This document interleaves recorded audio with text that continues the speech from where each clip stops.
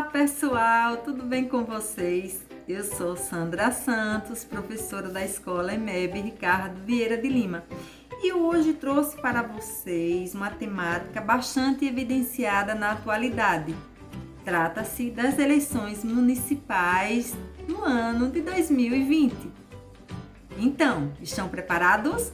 Vem comigo para darmos início à temática referente às eleições municipais. É necessário que voltemos um pouco no tempo, exatamente na época da proclamação da República, e falar um pouquinho sobre esse acontecimento.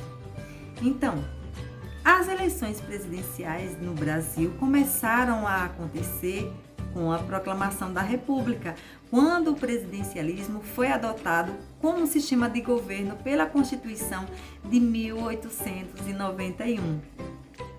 Essa Constituição foi inspirada na Carta Magna dos Estados Unidos, onde o Brasil era definido como uma república federativa, presidencialista, por meio de voto aberto limitado aos homens alfabetizados com mais de 21 anos, divisão em 3 poderes: o executivo, legislativo e o judiciário.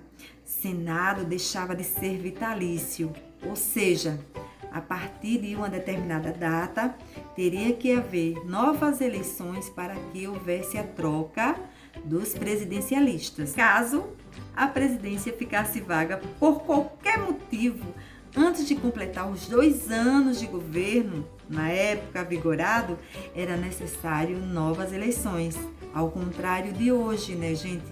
E sabemos que se acontecer algo com o presidente, o vice assume o cargo. Primeiro presidente do Brasil. A primeira eleição que escolheu um presidente no Brasil foi uma eleição indireta, ou seja, aconteceu através de uma assembleia fechada, onde o povo não poderia estar participando, que elegeu o alagoano Marechal Deodoro da Fonseca como presidente da época. O primeiro presidente que foi eleito por voto direto, ou seja, com a participação do povão, entre aspas, foi Presidente de Moraes, que venceu a eleição de 1894. Do lado direito nós temos a foto que representa o primeiro presidente do Brasil, o alagoano Marechal Deodoro da Fonseca, e do lado esquerdo o presidente que foi eleito por voto direto, como já foi falado, Prudente de Moraes. Você sabe o que é eleição? Não? Então vamos lá. Eleição é o processo pelo qual o povo ou determinado grupo vota para escolher um representante ou uma opção entre as diversas que são apresentadas naquele momento. O voto é um dos direitos e deveres do cidadão brasileiro. Votar quer dizer escolher. É por meio do voto que o povo escolhe as pessoas de confiança para representá-lo no governo. Eleição é o ato de escolher, como já foi falado, é o ato de votar, e vence a eleição o candidato que obtiver mais votos, ou seja, apresentando boas propostas, naturalmente ele vai ser bem votado e assim eleito. Todos os cidadãos que votam são chamados de eleitores. Neste momento iremos falar um pouco sobre as eleições municipais, como surgiram e onde surgiram. As primeiras eleições do Brasil aconteceram em 1532 para a Câmara Municipal de São Vicente. Até 1821, o voto só acontecia em âmbito municipal. Naquela época, o Brasil ainda era uma colônia de Portugal, ou seja, pertencia a Portugal, e os eleitores não eram muitos, só podiam votar os homens com determinada renda, ou seja, com determinado poder aquisitivo elevado, e alfabetizados. As mulheres e os analfabetos, negros, entre outros, não poderiam estar participando dessa eleição. Em 1932, o voto passou a ser secreto. Até então, era aberto. Todos sabiam em quem a população iriam votar. E a partir desta data, como já foi falado, o voto passou a ser secreto, ação particular de cada cidadão brasileiro. Para que o eleitor pudesse escolher os seus representantes com total liberdade, sem ser obrigado a votar num determinado candidato. Naquele ano, as mulheres também começaram a votar. O voto secreto passou a ser feito com cédulas, que são fichas de papel com os nomes dos candidatos ou dos partidos. Na foto abaixo, vemos a participação da mulher nas eleições em maio de 1933. Por dentro das eleições, os sinais que estamos em ano eleitoral estão por todos os cantos, nos adesivos grudados nos carros, nas bandeirinhas espalhadas pelas ruas, pelas casas, nos noticiários do dia a dia, nas propagandas de rádio e televisão, e sem falar no comentário da população, né? Para acontecer as eleições, era necessário haver urnas. E aí estão os exemplos de duas delas. Inicialmente, as urnas eram confeccionadas em madeira, nos mais variados formatos. Pesadas e de difícil manuseio, foram utilizadas até o início da década de 60 para solucionar as dificuldades de transporte e armazenagem. Vieram as urnas confeccionadas em lona, material mais leve, que possibilitava a combinação de mecanismos de metal para o seu fechamento, como nós podemos ver através dessa imagem, a colocação do lacre para que não houvesse rasura ou rompimento do mesmo. Processo de evolução das urnas. Na década de 1990, inicia-se o processo de informatização na Justiça Eleitoral e, em 1996, entra em operação o primeiro modelo de urna eletrônica, restrita a capitais e cidades com mais de 200 mil eleitores. Apenas em 2000, todo o eleitorado passou a ter acesso a este equipamento. Como nós podemos ver, o protótipo da urna eletrônica nesta imagem.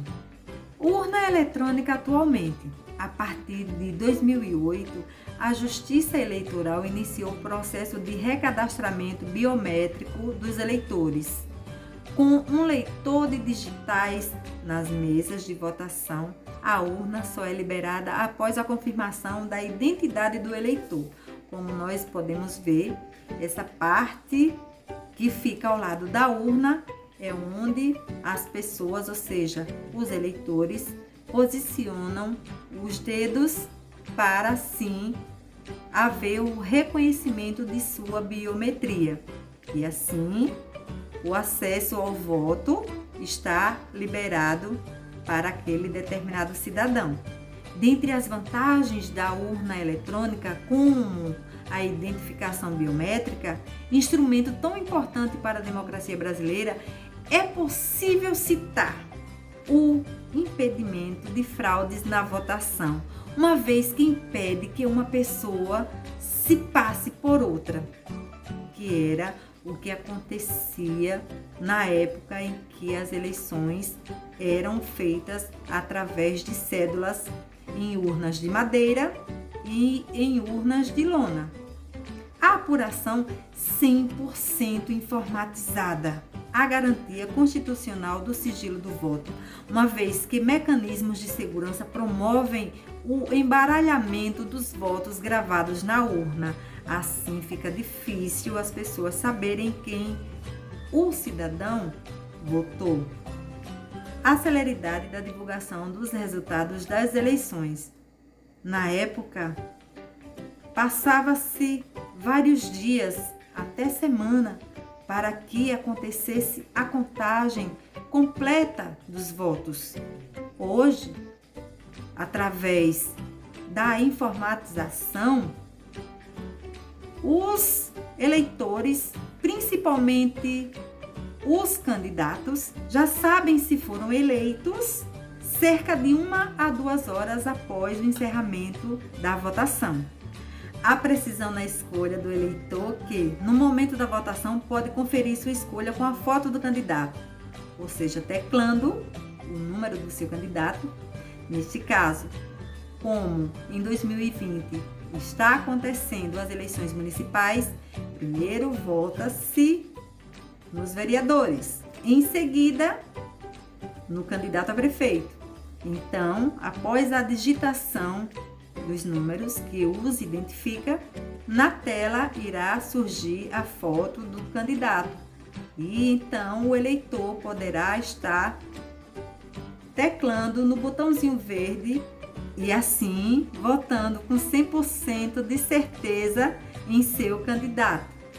A justificativa eleitoral informatizada por meio do registro da urna eletrônica. Se você está em outro município, mas seu título pertence a outro, você poderá ir à seção mais próxima e lá está justificando a ausência do seu voto no seu município de origem. Quem participa das eleições? Mesários e eleitores, como nós podemos ver através desta foto. E os documentos necessários para votar. Até então, o título e um documento com foto, seja ele o RG, a carteira profissional, o passaporte. Mas, atualmente, já está havendo a criação de um novo título, onde no mesmo estará constando a foto do eleitor e assim facilitando na hora da votação. Novo modelo de urna eletrônica. A gente sabe, gente, que com o passar do tempo, tudo está se modernizando e as urnas não são diferentes. Então, a Justiça Eleitoral trabalha para desenvolver uma nova urna eletrônica que terá o voto impresso. Ou seja, além do comprovante que você recebe no ato da votação, este material imprimirá um comprovantezinho onde constará que você votou naquela sessão, em qual candidato, qual horário, tipo um comprovante bancário. Então, pessoal, não esqueçam, pessoal, no dia da eleição usem máscara. Por hoje é só. Espero que tenham gostado e entendido o conteúdo. E até a próxima. Tchau!